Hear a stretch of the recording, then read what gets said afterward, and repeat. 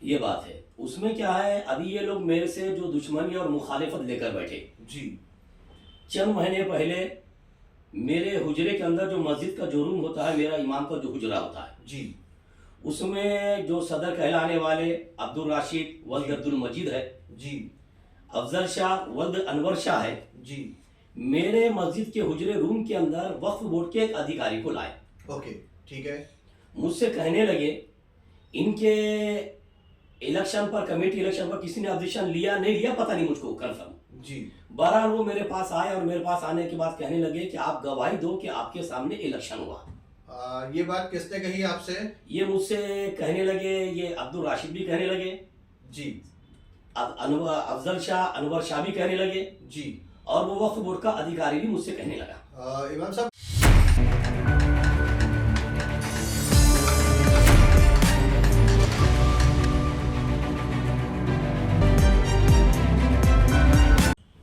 दोस्तों अस्सलाम वालेकुम रहमतुल्लाहि व बरकातुहू। इनकलाब समाचार के इस डिजिटल मंच पे मैं शाकिर रजा खान आप सभी का खैर मकदम करता हूँ, इस्तकबाल है।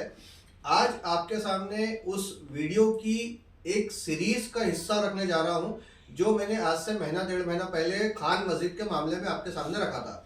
यानी कि खान मस्जिद का जो मामला था, इमाम साहब को कमेटी ने हटा दी थी और उनके खिलाफ पुलिस में शिकायत दर्ज की थी। और उस वीडियो में मैंने कहा था कि मस्जिद कमेटी और इमाम साहब अपनी बात मेरे इस मंच से दुनिया तक पहुंचा सकते हैं, अवाम तक पहुंचा सकते हैं। तो लिहाजा आज इमाम साहब हमारे स्टूडियो में तशरीफ लाए हुए हैं।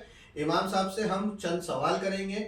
उम्मीद है उन सवालों से आपके भी जहन साफ हो जाएंगे और जो मामला है वो भी उजागर हो जाएगा जिसे अभी तक छुपा के रखा गया है। तो इमाम साहब, आपका सबसे पहले तो खैर मकदम है। अस्सलाम वालेकुम रहमतुल्लाहि व बरकातुहू। वालेकुम सलाम रहमतुल्लाहि व बरकातुहू।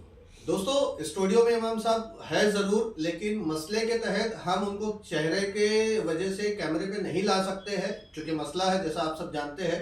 तो लिहाजा इमाम साहब की आवाज़ आपको सुनाई देंगी और हम आपके सामने इमाम साहब से सबसे पहला सवाल ये पूछने जा रहे हैं कि इमाम साहब, ये जो खान मस्जिद का मामला चल रहा है, खान मस्जिद में जो आजकल चीज़ें हुई है आपके और मस्जिद कमेटी के बीच में, तो क्या आप खान मस्जिद में नए नए इमाम आए थे जिसकी वजह से कमेटी के साथ आपका कोई नाइत्तेफाकी पैदा हुई है?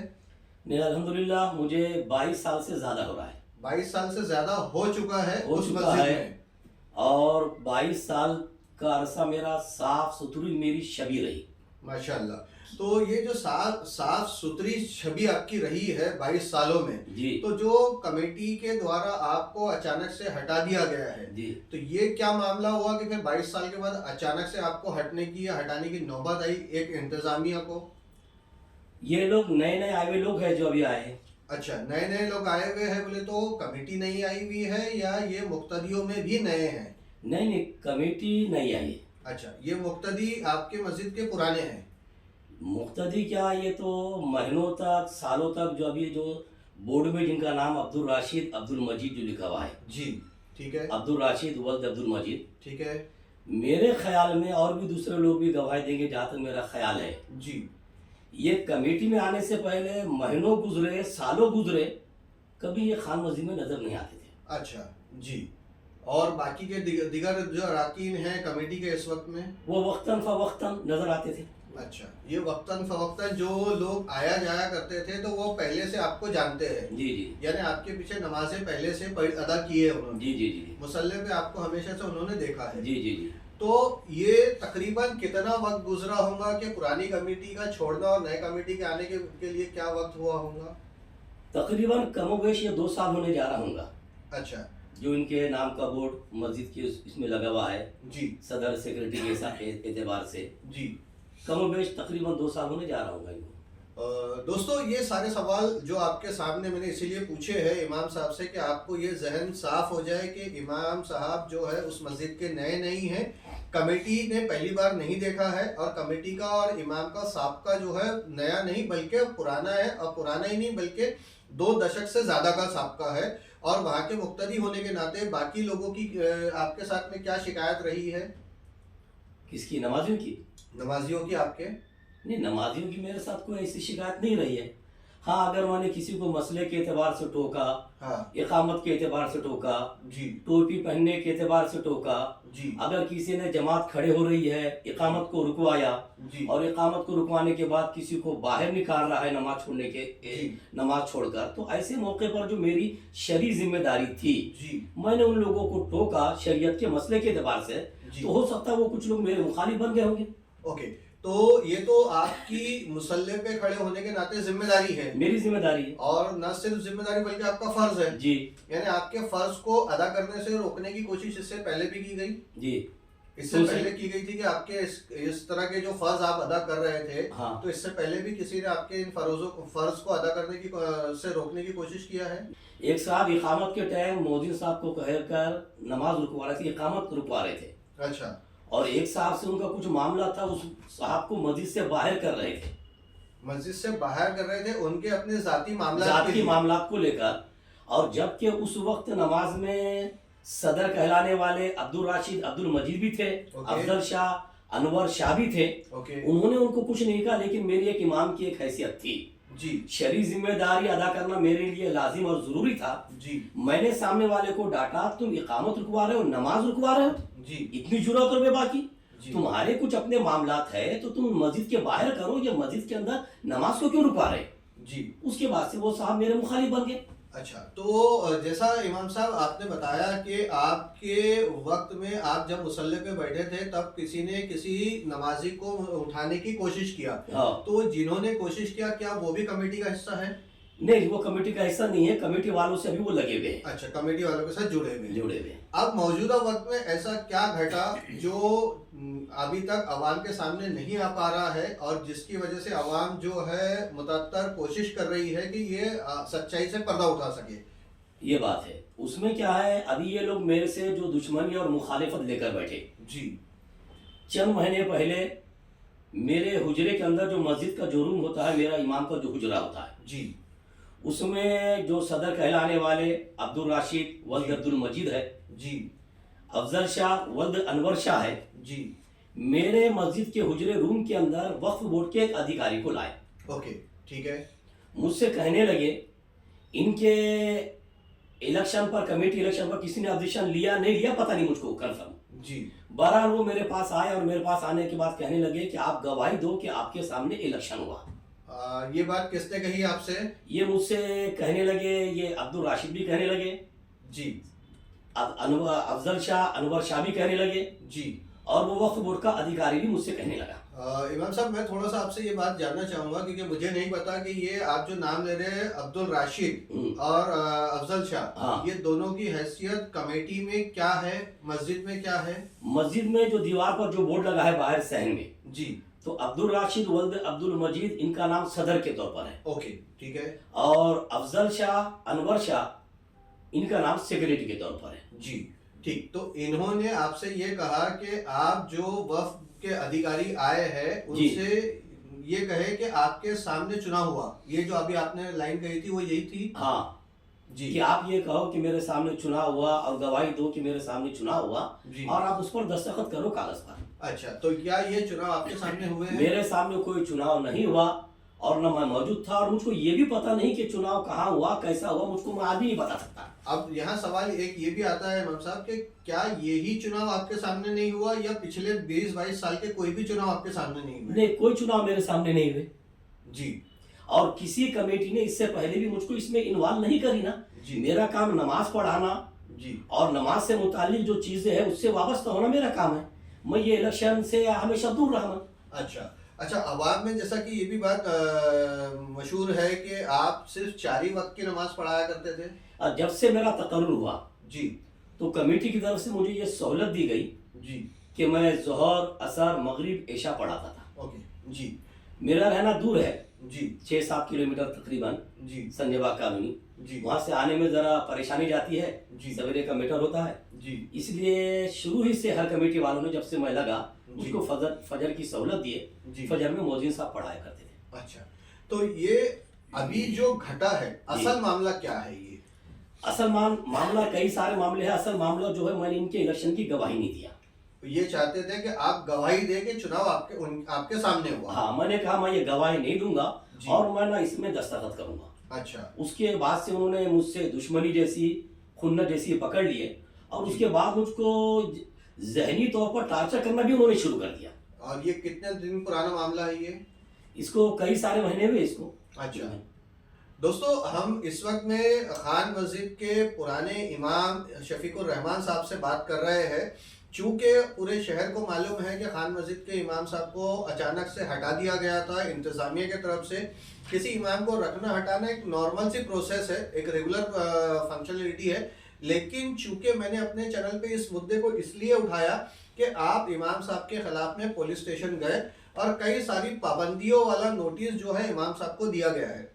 वो दोनों वीडियो के लिंक मैं डिस्क्रिप्शन बॉक्स में रख रहा हूँ। आप वो दोनों वीडियो को देखेंगे तो आपको ये पूरा मामला समझ में आ जाएगा। खराब कर रहे हैं। तो ये जो घटा आपके साथ में, ये आपको झूठा बोलने की बुनियाद पे हटाया गया है, ऐसा आपका कहना है, या आपने झूठ का साथ नहीं दिया इसलिए आपको हटाया गया है? मैंने झूठ का साथ नहीं दिया, उनके इलेक्शन की तायद नहीं किया, इलेक्शन की खानापूरी में मैंने दस्तखत नहीं किया, झूठी गवाही नहीं दिया, इसलिए वो मेरे पीछे पड़ गए। अच्छा। मेन बुनियादी चीज ये थी। मतलब ये हुई कि जाती खुन्नस आपकी और कमेटी के बीच में पैदा हुई क्योंकि आपने कमेटी के द्वारा कहे जा रहे झूठ का साथ देना मुनासिब नहीं समझा। ये आपका कहना है। हाँ। तो दोस्तों, इस वीडियो के माध्यम से हम आप सभी तक ये बात इमाम साहब की पहुंचा रहे हैं। अगर इस पर किसी को एतराज है, अगर इस पर कोई भी अपनी बात रखना चाहता है तो इनकलाब समाचार का प्लेटफॉर्म उसके लिए भी खुला है। वो आकर के अपनी भी सफाई दे सकता है, अपनी बात भी रख सकता है और इमाम साहब के जरिए से जो आप बात सुन रहे हैं उन पर आपकी क्या राय है वो भी आप रख सकते हैं। अगर कमेटी का कोई अराकीन वो आना चाहे तो वो भी आ सकता है। इमाम साहब, ये बताइए कि आपके हुजरे में, जैसा अभी आपने कहा कि किसी को लेकर आए और आपकी बातचीत हुई, तो आपके हुजरे में जैसा हमको सुनने में आ रहा है कि आपके हुजरे को ताला लगा दिया गया था जी। तो ये क्या मामला है? क्या ये सही है कि आपके हुजरे को ताला लगा दिया गया? हाँ, ये आवाम के बीच में ये बात चल रही है। ये बात सही है। 12/2024 को जी मगरिब की नमाज से थोड़ी देर पहले जी मेरे रूम मस्जिद के हुजरे में जी अब्दुल राशिद वल्द अब्दुल मजीद, जी अफजल शाह वल्द अनवर शाह जी मेरे हुजरे में लोधीपुरे के सिराज वल्द अब्दुल बशीर को मेरे हुजरे में लेकर आए जी। और हुजरे में आने के बाद सिराज मेरे हुजरे में आके जोर जोर से चिल्ला चिल्ला कर बातें भी कर रहे थे जी। मैंने उन्हें कहा कि मेरे ऊपर प्रेशर मत डालो जी। और जब मगरिब के नमाज का वक्त होना लगा जी तो मगरिब के अजान से थोड़ी देर पहले मैंने कहा कि चलो मुझे हुजरे में ताला लगाना है, जी नमाज का वक्त हो रहा। तो अब्दुल राशिद और अफजल शाह कहने लगे हम तुम्हारे पीछे नमाज नहीं पढ़ेंगे, हम यहीं बैठेंगे। ठीक है। मैंने कहा सहन में बढ़ जाओ, मुझको ताला मारना है। नहीं बोले हम यहीं बैठे रहेंगे। और जब मैं नमाज पढ़ा कर आया तो इन्होंने मेरे हुजरे पर अपना दूसरा ताला मारकर चले गए। अच्छा, आपकी गैर हाजिरी में आपके हुजरे को ताला लगा दिया गया? ताला लगाकर चले गए। और उसके बाद फिर मैंने ये किया, कमेटी के अरकान ने किया मेरे हुजरे पर, मेरे रूम पर अपना ताला मारकर चले गए। जी। तो फिर मैंने ये किया कि वो रूम खोलने ना पाए करके मेरा कोंडे के में जो नीचे से जो ताला लगा था उसको खोलकर मैंने इनके ताले के ऊपर लगा दिया। अच्छी बात है। और आज की तारीख तक दोनों ताले लगे हुए हैं। ठीक है जी। और मुझको कहने लगे थे कि कमरे का परिशन दो। जी। अरे बोला मेरे इसके अंदर कुछ सामान है जी। और मैं 22 साल से हूँ, क्या तुम मुझको 22 घंटे के अंदर ही खाली करवा लो? जी। ये गया 2 तारीख को। फिर 3 तारीख को मैं जब वहाँ मस्जिद पहुंचा, जी। 3/12/2024 मंगल के दिन जी। जोहर के वक्त पहुंचा। जोहर की अजान हो ही रही थी अभी। ठीक है। मैंने शहर में पहुंचने के बाद देखा मुसल्ले पर किसी मौलवी साहब को लाकर बिठा दिया नमाज पढ़ाने के लिए। ठीक है। मस्जिद में कई सारे नए नए लोग दिख रहे थे। अच्छा, मतलब जो आपके पुराने मुक्तदियों में नहीं थे? नए, उसमें से कुछ मुख्तदी भी थे लेकिन ज्यादातर नए नए लोग दिख रहे थे। अच्छा। जो मुझको अजीब और गरीब निगाहों से देख रहे थे। ठीक है। और उसके बाद पुलिस भी पहुंच गई थी। मस्जिद में पुलिस पहुंच गई थी? मस्जिद के दरवाजे तक पुलिस पहुंच गई थी। अच्छा। वहां का माहौल देखकर मैंने जोहर की नमाज वहीं पढ़ा। ठीक है। बाहर के सफों में पढ़ा, जी। उसी दूसरे नए जो साहब ने नमाज पढ़ाए थे उनके पीछे। जी। और मेरे एक हमदर्द ने माहौल को देखते हुए कहा कि तुम यहाँ से चले जाओ। ठीक है।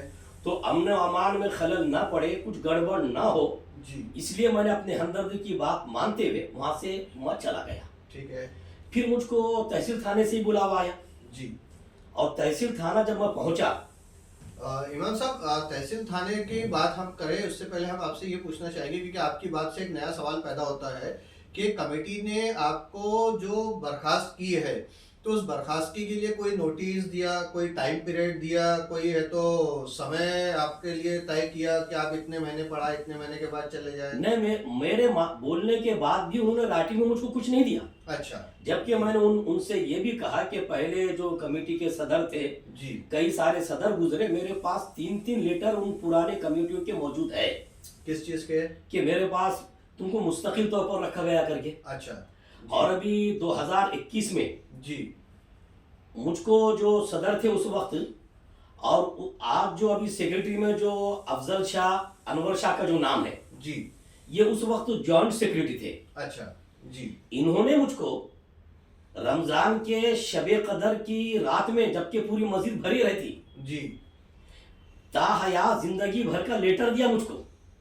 काय का लेटर दिया? इमाम का? कि मेरी खिदमत पर आपको ताहयात जिंदगी भर के लिए यहाँ पर इमामत के लिए रखा जा रहा।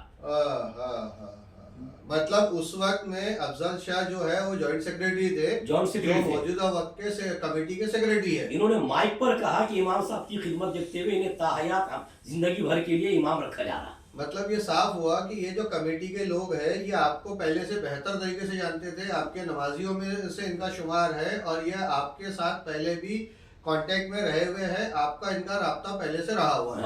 यानी नए लोगों में से अफजल शाह नहीं है जो आप नाम ले रहे हैं सेक्रेटरी। ठीक है, अब आप बताइए पुलिस स्टेशन से आपको फोन आया तो क्या बात हुई? पुलिस स्टेशन जब मैं पहुंचा जी, तो वहां पहुंचने के बाद मुझको पता चला कि ये जो मामला ताले रूम में ताला लगाने की 2 दिसंबर की है, और 3 दिसंबर को जोहर से मुझे नमाज पढ़ाने से रोक दिया जा रहा पुलिस को लाकर। तो मुझको वहां जाकर यह पता चला कि 29/11 ही को मेरे खिलाफ उन्होंने कंप्लेंट डाल दी है। 29/11 को ही आपके खिलाफ शिकायत दर्ज कर दी गई थी। हाँ। लेकिन जहां तक मुझे याद है, मैंने उस वीडियो में जब आपका जो सम्मन्स इशू हुआ था वो 3 नवंबर की शायद कुछ तारीख थी सम्मन्स के ऊपर में, 168 का जो सम्मन्स आपको इशू हुआ है जी, तो इसीलिए हमने अपने वीडियो में उसको 3 नवंबर ही रखा है। लेकिन आप बता रहे हैं कि 29 नवंबर को 29/11 को आपको की शिकायत दर्ज की गई है। हाँ, 29/11 को शिकायत दर्ज की गई। और अच्छा। मुझको जो पुलिस ने 168 का जो नोटिस दिया जी, वो नोटिस मुझको 3/12/2024 को दिया। मुझको 168 का नोटिस दिया गया थाने में बुलाकर। जी। तो दोस्तों, आप इस वक्त में इमाम शफीकुर रहमान साहब को सुन रहे थे, जो कि खान मस्जिद गीतांजलि चौक पे स्थित नागपुर में मस्जिद है, वहाँ के इमाम है। और कमेटी ने इन्हें अचानक से हटा दिया, जबकि 22 साल से अपनी खिदमत दे रहे हैं। 22 साल से खिदमत देने वाले इमाम को एकदम से अचानक हटा देना, और इल्ज़ाम के तौर पे जो इल्ज़ाम लगाया गया है वो इल्ज़ाम लगाया गया है कि इमाम साहब झूठ कहते हैं। तकरीबन 1 महीने से ज़्यादा का वक्त गुजरा है जिस पर मैं अपने इस चैनल पे वीडियो बना चुका हूँ 168 के नोटिस का। उसका पूरा डिटेल आपको दोनों वीडियो में देखने मिल जाएगा, जिसका डिस्क्रिप्शन बॉक्स में मैंने लिंक रख दिया है, आप चाहे तो जाकर के वो दोनों वीडियो देख सकते हैं। तो आज इमाम साहब हमारे स्टूडियो तशरीफ लाए, और काफ़ी लंबे समय के बाद वो तशरीफ लाए हैं। बहरहाल आज आपके सामने इस वीडियो को पहुंचाने का मकसद ये है कि मेरा जैसा उस वीडियो में कहीं भी बात थी कि अगर मस्जिद और मुसल्ले के बीच में कोई तनाज़ात हो रहे हैं, इंतज़ामिया के बीच में और इमाम के बीच में किसी किस्म के तनाज़ात हो रहे हैं, तो वो आवाम के बीच में बैठ के हल करने वाले होते हैं, ना कि पुलिस स्टेशन ले जाने वाले होते हैं। मेरा एतराज़ तब भी इस बात को लेकर के था, और आज भी मेरा एतराज़ कायम है कि मुसलमानों के जो अपने मामलात है, मजहबी मामलात है और समाजी मामलात है, इसको कोशिश किया जाए कि मदरसे, मस्जिद और अवाम के बीच में बैठ कर के सुलह समझौते के माध्यम से हल कर लिया जाए। अब आगे देखना है कि कमेटी इसमें, अभी तक तो कमेटी की तरफ से कोई रिएक्शन आया नहीं है, पिछले वीडियो का भी, और अभी तक तो कमेटी ने अपनी कोई बात रखी नहीं है। अब आगे देखते हैं कि इसमें जो फतवे मांगे गए थे मदरसों से, तो इंशाअल्लाह अज़ीज़ मैं आपके सामने उन फतवों को भी रखूंगा एक अलग वीडियो में वापस से। फतवे में क्या पूछा गया, फतवे में क्या कहा गया है, हमारे मुफ्तियान इकराम ने क्या उस पर दीनी नज़रियात पेश किया है, ये सब कुछ इंशाअल्लाह आपके सामने अगले वीडियो में मैं आपके सामने जाहिर करूंगा। तो दोस्तों चलते चलते एक आखिरी सवाल ये भी खड़ा होता है कि इमाम साहब इतना लेट क्यों अपनी बात रखने अवाम के सामने आए। तो इमाम साहब क्या वजह रही कि जो इतना लेट आप अवाम के सामने अपनी बात रखने आए हैं? मैं आपके पास आना भी नहीं चाहता था जी। और मैं इसलिए आया कि अब तक इस बात का प्रचार हो रहा कि इमाम ने झूठ बोला झूठ बोला। जी। मेरे कुछ मोहसिन हमदर्द मुझसे पूछने लगे, मुझसे कहने लगे कि आप भी चैनल पर आओ और अपनी सफाई दो, लेकिन उसके बावजूद भी मैं घर में खामोश बैठा रहा। मैं आपके चैनल पर आना मुनासिब नहीं समझा जी। लेकिन आज तक इस बात का प्रचार हो रहा इमाम ने झूठ बोला, इमाम ने झूठ बोला जी। जबकि मैंने कई सारी नमाजों के सामने हल्फिया तौर पर बयान दिया कि मैंने कोई झूठ नहीं कहा। अच्छा, यानी आप हल्फिया बयान दे चुके हैं नमाजियों के सामने? हाँ, कि मैंने कोई झूठ नहीं कहा जी। और अपना ये बयान देने के बाद मैं आज की तारीख में भी नहीं बता सकता कि किस महीने और किस दिन में इनका इलेक्शन हुआ और उस बुनियाद पर सामने वाला अधिकारी पूछ रहा है कि ये कब हुआ, तो मैंने कहा मुझको नहीं मालूम जी। तो ये मेरा कोई झूठ नहीं हुआ जी। और मेरे ये कहने पर दुनिया का कोई मुफ्ती मुझ पर झूठे होने का हुक्म भी नहीं लगा सकता। जी। अफसोस मुझे इस बात का है कि झूठ का मेरा गलत तरीके से प्रचार किया जा रहा। जी। मैं कहता हूं कि अल्लाह ताला की झूठों पर लानत हो, खा मैं रहूं या कोई और रहे। जी। जी।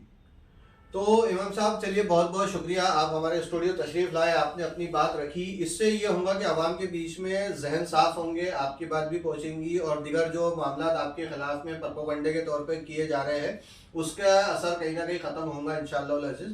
हाँ दोस्तों, फिर भी एक आखिरी इल्तिजा है आपसे कि किसी भी मस्जिद के मामला हो, किसी भी मदरसे के मामला हो, उसे आवाम के बीच में बैठ कर के हल कर लिया जाए।